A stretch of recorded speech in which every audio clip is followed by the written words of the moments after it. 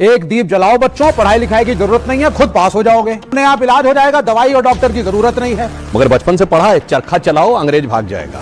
एक गाल पे चाटा मारे, दूसरा गाल आगे कर दो, अंग्रेज भाग जाएगा। उस महात्मा गांधी का मजाक उड़ाते हैं आज बैठ के, जिनकी कोई औकात नहीं, हैसियत नहीं। कि इतने दिए जलाए, वो तेल गरीबों में क्यों नहीं बांट देता? अभी देखिए, मैं पूछूं, ये बकरे काटे जाते हैं तो उसकी बजाय गरीबों को नहीं तकसीम कर दिया जाता है?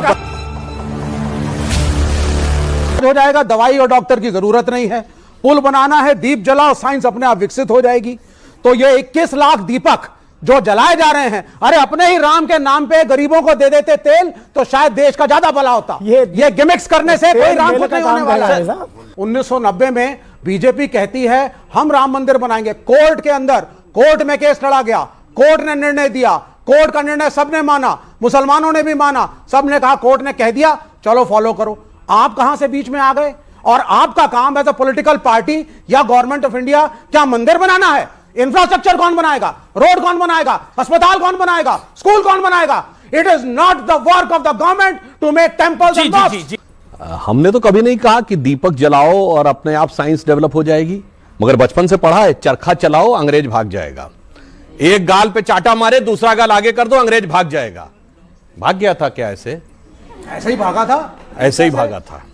मान्यवर, वास्तविकता यह थी कि अगर महात्मा गांधी ने उस चरखे को प्रतीक बनाया था जहां पूरे राष्ट्र की भावनाएं संवेदना के साथ आके जुड़ी और उससे वो एक शक्ति मिली, नैतिक शक्ति, कि अंग्रेजों को भगाने में सफल हुए, उसी प्रकार ये दीपक एक प्रतीक है जहां से सभी के मन में एक ज्योति उत्पन्न होती है कि वो खड़े हो राष्ट्र के लिए। मगर कुछ लोग ऐसे होते हैं, जो अभी महंत जी कह रहे थे ना, कुछ लोगों को दीपक की रोशनी नहीं अच्छी लगती, उनको अंधेरा ही अच्छा लगता है। जिनके लिए रामचरितमानस में कहा गया, शब्दशः न लिया जाए, सहज पाप प्रिय तामस देहा। जिनके मन में पाप होता है उनकी सहज प्रवृत्ति तामसी वैसे ही होती है। यथा उलूक ही तम पर नेहा, उलूक मतलब उल्लू की जैसे आसक्ति अंधेरे की तरफ होती है, कभी दीपक की तरफ नहीं होती है, वैसे कुछ लोग हैं सिर्फ अंधेरा देखते हैं। अब मैं जवाब देता हूं। इन्होंने बड़ा वाजिब सवाल किया कि राम मंदिर बनने से क्या हुआ था। जनाब, राम मंदिर ऐसे नहीं बना है। जब राम मंदिर बना है उससे पहले 4 करोड़ गरीब लोगों को प्रधानमंत्री आवास योजना के तहत आवास मिला है।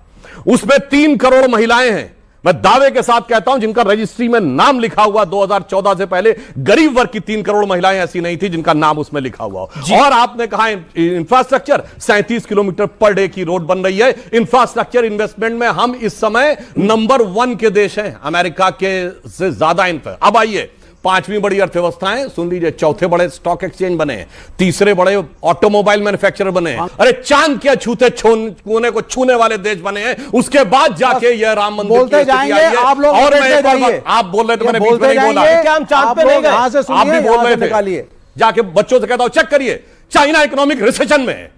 अभी फिच ने रेटिंग जो है उसकी घटा के 5.2 से 4.5 की है, भारत की 5.5 से 6.2 की है। ये अंतर हो रहा है कि कैसे हम जी एक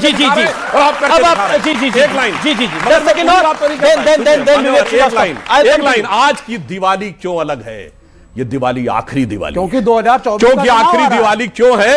क्योंकि भगवान राम के, श्री राम लला विराजमान के भव्य मंदिर में स्थापित होने से पहले की अंतिम दीपावली है। क्यों अंतिम दीपावली? मैं क्यों कह रहा हूं ये दीपावली इसलिए महत्वपूर्ण है। आपने कहा पहली दिवाली नहीं थी, हां, किसी जमाने में ताला लगा था। जब हम लोग बचपन में नारा लगाते थे, लोकतंत्र की देखो शान, बंदी बने हुए भगवान। फिर उसके बाद ताला खुला तो हम लोग कहते थे, तेरे भी जो मंदिरों पे प्रतिबंध लगा हो तो हिंदू कहलाना हमें छोड़ देना चाहिए।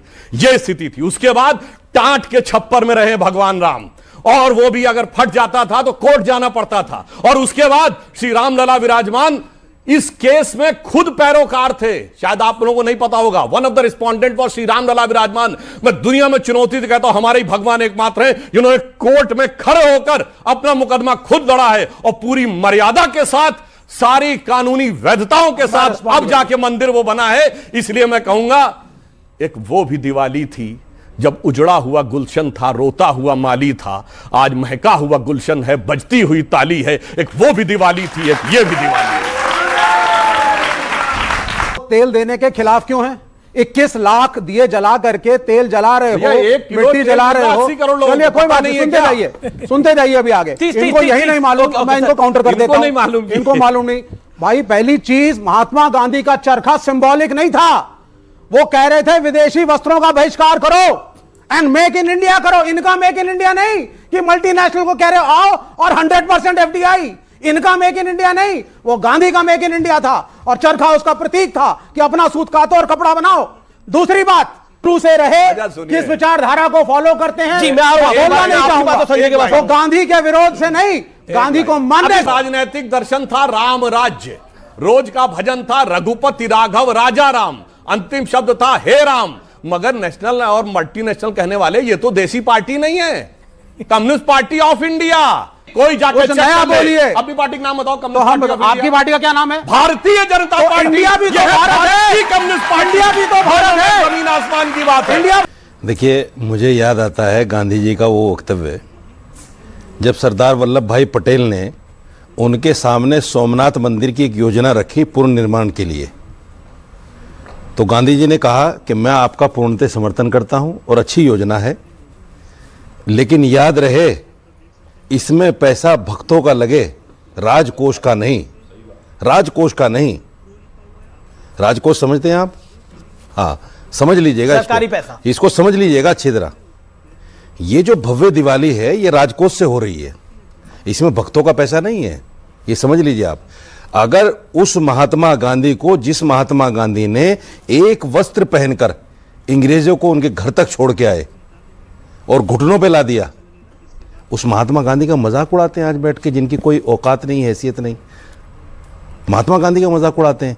वो महात्मा गांधी जिसको सारी दुनिया महात्मा गांधी मानती है, आज हर आदमी जो भी चाहे खड़ा होकर मजाक उड़ाना शुरू कर देगा उनका। हलफनामा गोली चलाने के लिए था क्या? आप डिस्टर्ब कर ये रहे हैं। झूठ क्यों बोलते हैं डिबेट में? झूठ आप बोल रहे हैं। सुप्रीम कोर्ट ने अपने जजमेंट में हलफनामा दिया था, मस्जिद नहीं टूटने उसने दूंगा। कहा था गोली चलाने की तो बात ही नहीं थी। विवादित ढांचा, और ये बाबरी मस्जिद कहते हैं। गोली चला, सुप्रीम कोर्ट मैं का तो मजाक बाबरी आप मस्जिद उड़ाते आज हैं। भी कहता हूं। सुप्रीम कोर्ट ने हमेशा डिस्प्यूटेड मैं बाबरी मस्जिद आज भी कहता हूं। मेरी आस्था है बाबरी मस्जिद, और आप रोक नहीं सकते। आपका ये संविधान में इजाजत है मुझे, मेरे संविधान में मुझे इजाजत है। बहुत ज्ञान दे रहे थे कि इतने दिए जलाए, वो तेल गरीबों में क्यों नहीं बांट देता।